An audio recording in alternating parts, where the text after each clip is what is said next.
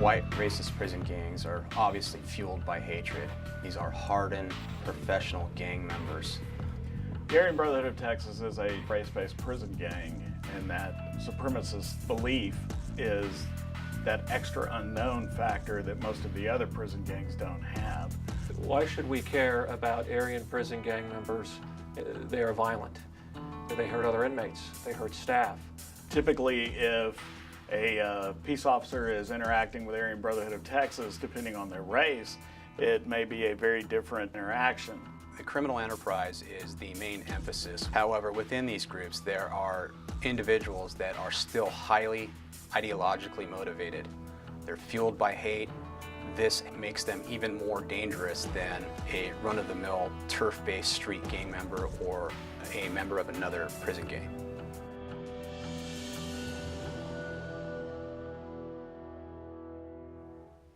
On March 19, 2013, Tom Clements, head of the Colorado prison system, was shot to death as he opened his front door for who he may have thought was a pizza delivery man. Authorities believe that the shooter was actually former inmate Evan Ebel, a member of a white supremacist prison gang called the 211 Crew. 2 days later, Ebel shot and wounded a sheriff's deputy during a traffic stop in Texas, and then died after a chase and shootout with law enforcement. The 211 Crew was founded in 1995 by an inmate in the Denver County Jail. Its name is taken from the California Penal Code 211 for robbery. Crimes committed by its members, both in prison and outside, include attempted murder, robbery, and drug trafficking.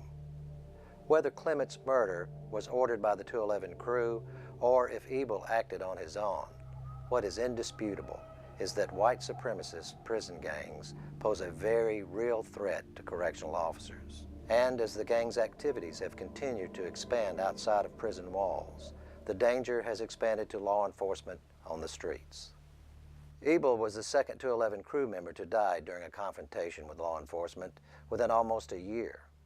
Jeremiah Barnum was killed by a Colorado police officer in 2012 during a dispute in a parking lot. There are many Aryan prison gangs active throughout the United States.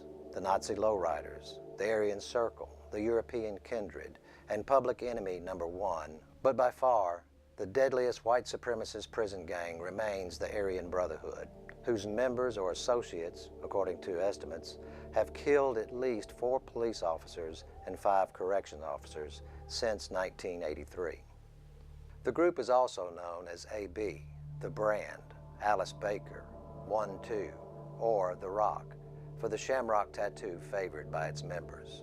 It was founded in San Quentin Prison in 1964. Since then, it has grown into the most violent and powerful racist prison gang in the country. According to federal authorities, it has roughly 20,000 members and associates on both sides of prison walls.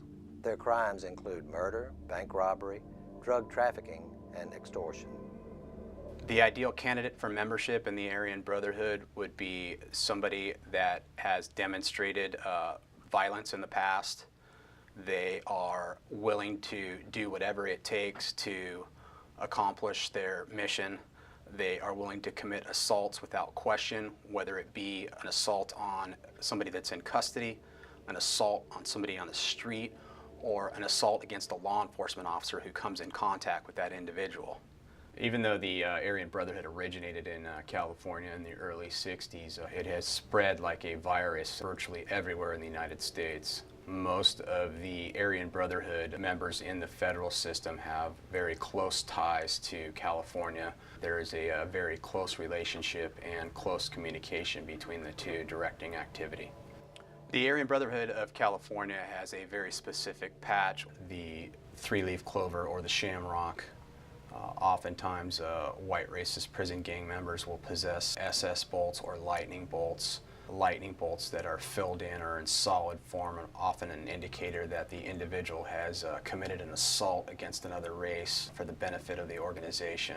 We've had numerous instances where high-ranking members of the Aryan Brotherhood have been conducting training for younger members and associates. We have these members being videotaped demonstrating gun takeaway techniques. We have recovered anatomical diagrams of the human body showing weak points for not only assaults on the street and in prison, but contacts with officers showing vulnerabilities of the human body. Attacking an officer, committing a violent assault against an officer is definitely going to establish your reputation within the gang and elevate your status, demonstrating that you are down for the Aryan Brotherhood.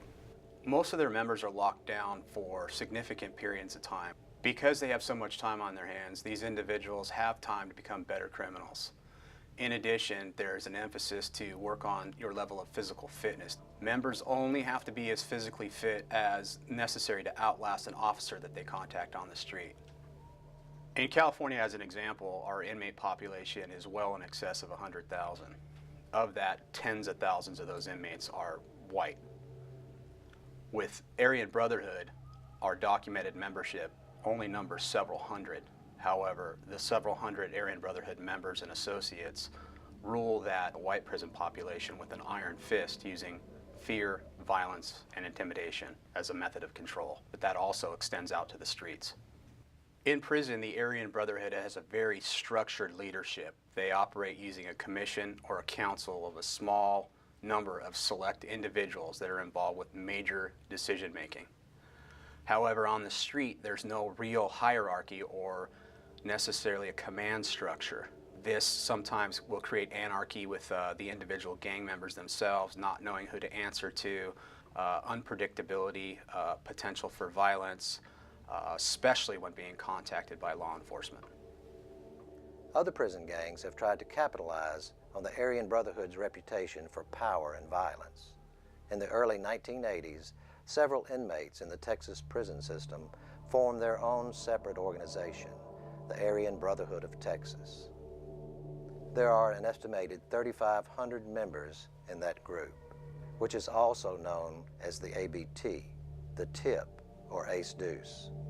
The ABT has a long history of violence. In 2010, 6 members or associates were indicted for participating in the murder of a Texas man and woman. The man allegedly had failed to repay a debt to an ABT general. In November 2012, 34 ABT members, including 4 generals, were indicted on federal charges that included 3 murders, attempted murder, arson, robberies, assaults, and drug trafficking. A month later, the Texas Department of Public Safety issued a statewide warning to law enforcement that the ABT was actively planning retaliation against the officers who helped secure those indictments. The Aryan Brotherhood of Texas started about 20 years after the Aryan Brotherhood out of California. Their official patch is very different than California. The Texans typically use a shield with a dagger. It will have lightning bolts, and it'll also have the letters AB and usually have Texas somewhere in there. One of the identifiers that we see commonly is the numbers 112 with a % sign after it. It basically represents I'm 100% AB, 1 for the A, 2 for the B.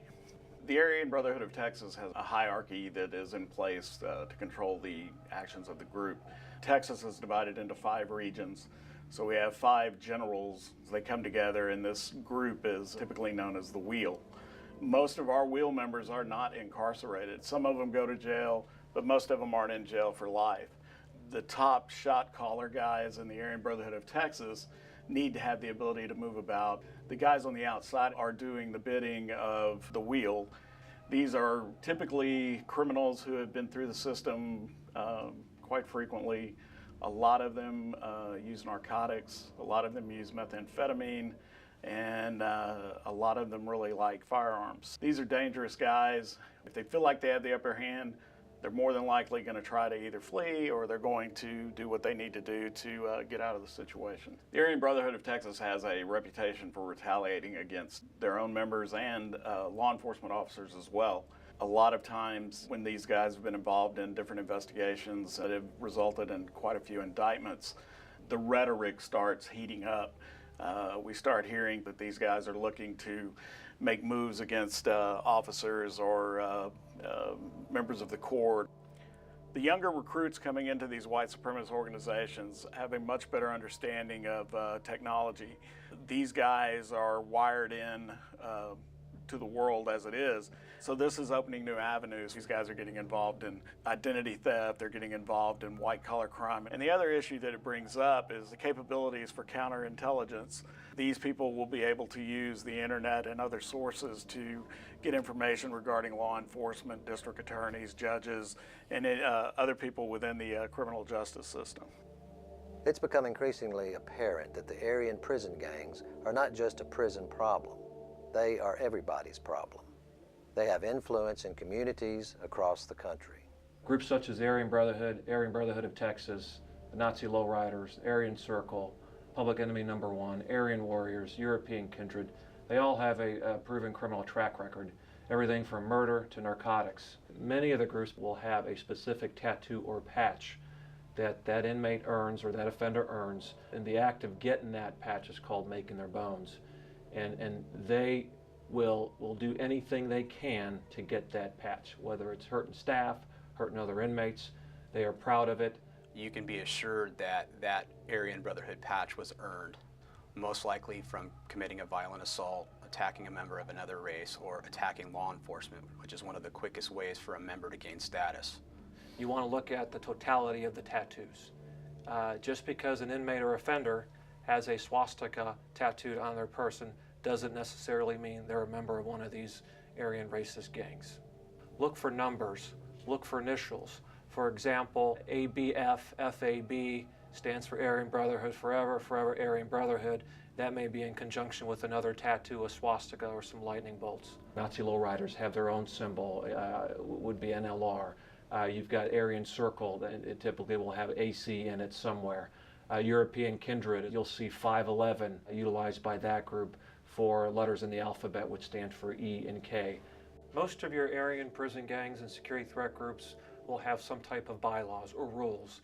Bylaws will typically have history information, they'll have rank and structure, they'll oftentimes have codes. Gathering this information can be very important. It can be used in a correctional setting to manage that inmate. It can be used in a criminal prosecution as evidence. It can be used to learn about their methods. Once you are a patch member of one of these groups, usually it doesn't stop when you're released. You will support the group from outside on the streets. Oftentimes you're asked to carry their messages, to provide financial support, to run background checks on inmates for possible extortion, threats, assaults. One of the problematic issues when encountering these individuals is that they are oftentimes poorly documented. White racist gang members specifically are highly mobile. They're committing crimes in multiple jurisdictions. They cross state lines, and based upon the fact that they attempt to avoid identification, they pose an extreme risk to an officer. Many times, these members communicate better than we do in law enforcement. That's why it's important for law enforcement and corrections staff to share information, have dialogue with one another. When coming into contact with known or suspected Aryan prison gang members, correctional staff and law enforcement should be aware of 4 things. First, protect yourself.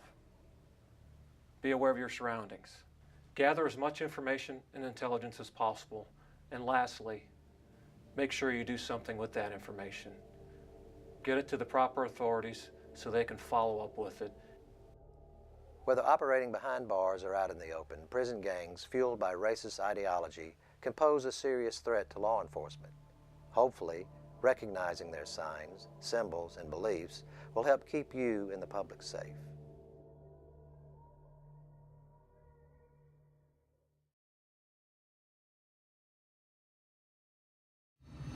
Why do we care if they're in a gang at all? Because, as police officers, we're always looking to make arrests and to get as much out of that arrest as possible. Whatever kind of case it is, if we can prove that guy's a gang member, you're gonna increase his penalty 1 degree.